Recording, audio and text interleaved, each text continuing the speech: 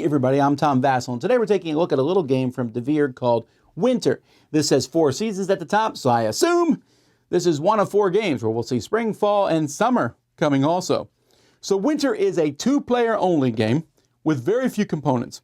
A small deck of cards, some tokens, that's it. This is essentially a what we call micro game. It's a very quick playing, quick back and forth game. The question that you're all asking is the game good? Let's find out. In this game, you have a deck of cards. Each card is going to show snowflakes that are light blue and dark blue. Players are going to be light blue or dark blue and take the counters of their thing. Winter takes place, there are 2 phases in the game. First, there's the freezing phase.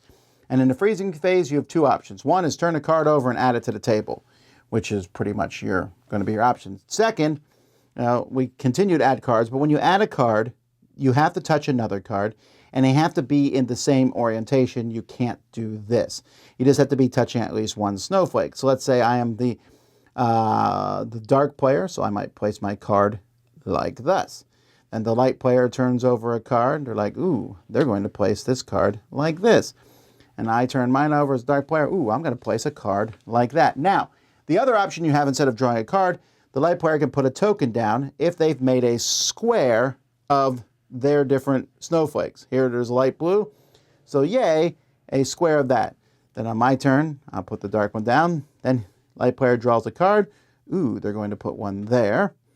I draw one. Aha, I'll put one there. Then they put one like this. I put one there because, again, we've made these squares.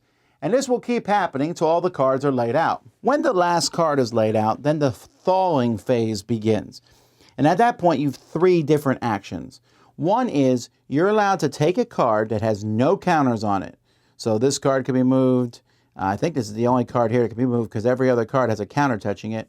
And you can move it to another spot if you can then immediately place one of your counters on it. That's the only way you're allowed to do that. So that's one action. Another action is take a card away from the table. But you can only take a card away that has no counters on. So then the third action is take off one of your tokens. So if dark blue is their turn, maybe they'll take off this token. Why? Because that doesn't do much, but that does free this card. So then maybe the other player, the light blue player, will say, can I quick make another square with this? Doesn't look like you can, so just remove it. Which brings it back to the dark player's turn, where now their only option is to remove a token. And this will go back and forth between the players. When you remove your last token from the board, the other player wins. If, for some reason, when you take a card, let's say these tokens were taken off, like this card is taken, maybe this card is taken away now. Now I've split it into 2 groups. When that happens, the smaller group, whew, they're gone. Those are the only rules in the game. Not a lot more beyond that.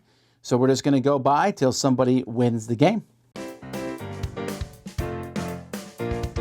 The first time I played Winter, I said, is that it? Let me try again. So I tried again. Is that it? Let me try again.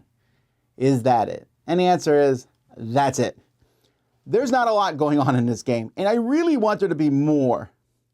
The first half of the game isn't interesting at all. It's kind of a setup for the second half, but also there's not a lot of really good options. You draw a card, you're like, hey, this has 3 of my opponent's color and 1 of mine. So I'm going to try to place it in such a way where they can't make squares, but also they're still going to be able to. Why would I stick it and, I'm going to put this next to my color, but then I can't make a square either. Yes, I'm sure that if you went in and studied the deep depths of Winter, you would say, well, there's certain spots to put it, but it really feels kind of bland, that first half.